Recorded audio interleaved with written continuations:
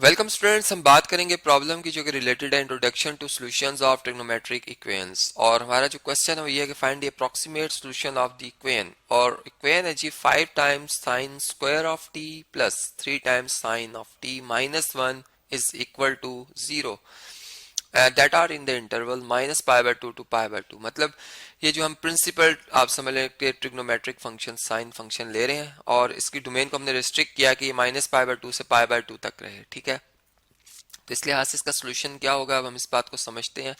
सबसे पहले कि ये जो हमारी इक्वेशन है जो कि ट्रिग्नोमेट्रिक इक्वेशन है, इसमें वेरिएबल जो है वो साइन टी है। ठीक है, तो इस इक्वेशन को मैं अगर मैं इसमें ऐसा करूं कि मैं जो है वो साइन ऑफ टी जो मेरा एक वेरिएबल है, ठीक है, इसको मैं इक्वल टू एक्स कह दूं, देन मैं ये कह सकता हूं कि जो गिवन इक्वेशन है इसे इक्वेशन नंबर 1 कह रहा हूं, then given equation number 1 becomes, और ये क्वाड्रेटिक इक्वेशन बन जाएगी एक ऐसी पॉलिनोमियल सेकंड डिग्री इक्वेशन जिसमें कि हम अगर देखें तो इसकी डिग्री 2 है। ठीक है, तो यहाँ पे क्या आ जाएगा 5 साइन स्क्वायर टी, मीन्स कि आपने यहाँ पर साइन टी का होल स्क्वायर लिखा होगा, तो इसकी जगह जब आप x लिखेंगे तो एक्स स्क्वायर आ जाएगा। ठीक है, तो मैं इसे 5x स्क्वायर लिख सकता हूँ। ठीक है, यहाँ पर हमारे पास क्या आ जाएगा 5x square plus 3 into x और माइनस 1 इज इक्वल टू 0। अब याद रहे कि इसमें जो हमारे पास x है वो साइन ऑफ t के इक्वल है। ठीक है, अब इस पे हम क्वाड्रेटिक फार्मूला अप्लाई कर लेते हैं, मतलब हमारे पास डिफरेंट मेथड्स हैं, हम क्वाड्रेटिक फार्मूला अप्लाई करते हैं और उसकी मदद से जो x की वैल्यू वो हम निकालते हैं। तो अप्लाइंग क्वाड्रेटिक फार्मूला।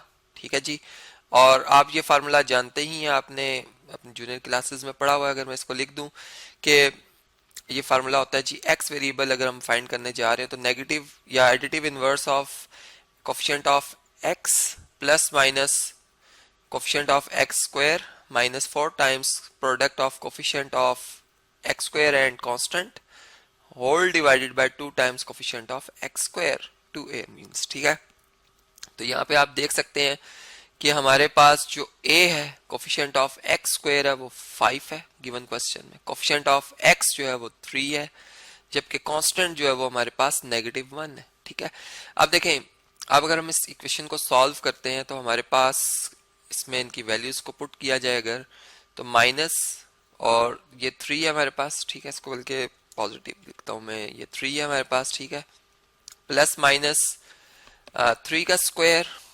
माइनस 4, ए कितना है जी 5 और सी कितना है नेगेटिव 1।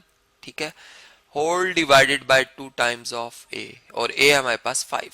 ठीक है, ये यहां से भी आप देख सकते हैं, तो x इज इक्वल टू आ जाएगा हमारे पास minus 3 plus minus square root of 9 प्लस 4 5 टाइम 20, ये चूंकि नेगेटिव और नेगेटिव मल्टीप्लाई के प्लस हो गए हैं, डिवाइडेड बाय 10। ठीक है, 2 और 5 मल्टीप्लाई होके, तो देखिए अब हमारे पास यहां तक जो फॉर्म बन रही है, हम कह सकते हैं कि x इज इक्वल टू आ रहा है minus 3 plus minus square root of 29 over 10। ठीक है जी, और अब आप इसमें देख सकते हैं कि अगर मैं 29 का स्क्वायर रूट लिख लूं, कैलकुलेटर से हम इसे कैलकुलेट करते हैं कि 29 का स्क्वायर रूट कितना बनता है, 29 का स्क्वायर रूट 5.3812, राउंड अप कर लेते हैं, 5.3852, 5.3852। ठीक है जी, यह आ गया और डिवाइडेड बाय 10। तो चलिए देखिए इसमें अब जो x है हमारा, ये आप जानते हैं कि ये साइन t के इक्वल है। ठीक है, where x is equal to sine of t, जो प्रिंसिपल साइन फंक्शन है हमारा, और इसमें हम एंगल t लिख रहे हैं। तो यहां से आप देख सकते हैं कि फिर साइन t जो है इसकी दो वैल्यूज आ रही हैं, एक आएगी माइनस 3 प्लस 5.3852 ओवर 10।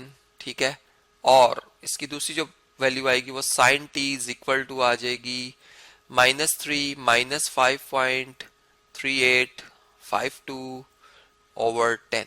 ठीक है, अब आप देखें अगर इस वैल्यू को अगर हम कैलकुलेट करते हैं तो 5.38 जो ये आंसर आया है, इसमें से अगर मैं सब्ट्रैक्ट कर लूं 3 को, माइनस कर लूं 3 को, ये आंसर आएगा, और डिवाइडेड बाय 10 है, डिवाइड कर लें 10 से, तो ये आंसर आ रहा है 0.2851, सॉरी 0.2385, 0.232385। ठीक है, राउंड डाउन किया मैंने ऐसे 5 के बाद 1 6 7 राउंड डाउन किया ऐसे, तो साइन टी इसके इक्वल है, मींस कि अगर मैं जो प्रिंसिपल साइन फंक्शन का इनवर्स फंक्शन अगर वो अप्लाई करूं तो t is equal to sine inverse of this angle, so this number और एंगल आ जाएगा 23855।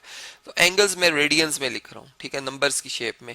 तो रेडियंस में अपने कैलकुलेटर को चेंज करेंगे, देखें रेडियंस में ले आया हूँ, इन्वर्स दबाएंगे, इन्वर्स साइन लेंगे तो ये 0.2408 आ रहा है, 0.242408 रेडियंस में आ रहा आंसर, ठीक है। ये मैं एंगल लिख भी देता हूँ, अगर हम ना भी लिखे तो अंडरस्टैंडेबल होता है कि ये रेडियंस में है, ठीक है, 08 और अप्रोक्सीमेट है ये आंसर, ठीक है, अप्रोक्सीमेटली वैल्यू है ये, चूंकि मैंने एग्जैक्ट नहीं फाइंड की। अप्रोक्सीमेट और क्वेश्चन में भी अगर आप देखें तो अप्रोक्सीमेशन ही है।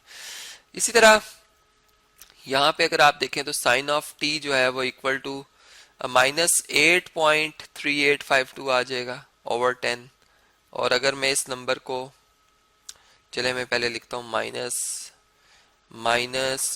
8.3852, यहाँ पे 52 लिखना था, मैंने लिखा नहीं मैंने, ठीक है। इसको डिवाइडेड बाय 10 कर लेंगे हम, तो ये नंबर आएगा -0.3852 -0.83852, ठीक है। यहाँ भी 52 मिसिंग है, ये मैं लिख देता हूँ यहाँ पर, ठीक है, ये आप देख सकते हैं 83852। और इसका अगर हम इन्वर्स लें और साइन इन्वर्स ले लें तो ये -0.9946 बन रहा है, राउंड अप कर रहा हूँ मैं इसे।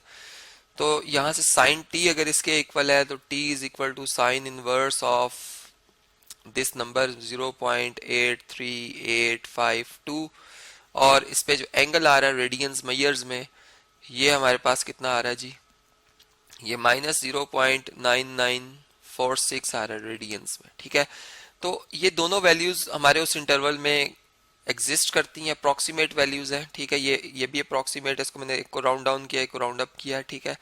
तो यहाँ पे हम ये कहेंगे कि ये हमारी अप्रॉक्सीमेट वैल्यूज है।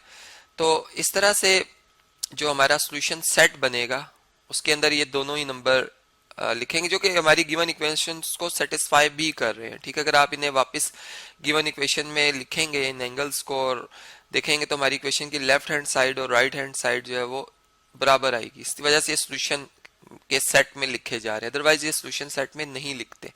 तो यहाँ से फिर आपको पता चला कि हम कैसे एक जो ट्रिग्नोमेट्रिक इक्वेशन है उसका सोल्यूशन फाइंड कर सकते हैं। इसमें हम फैक्टराइजेशन भी कर सकते हैं, इसमें हम क्वाड्रेटिक फार्मूला भी अप्लाई कर सकते हैं और कंप्लीटिंग स्क्वायर जो मेथड है वो भी अप्लाई कर सकते हैं।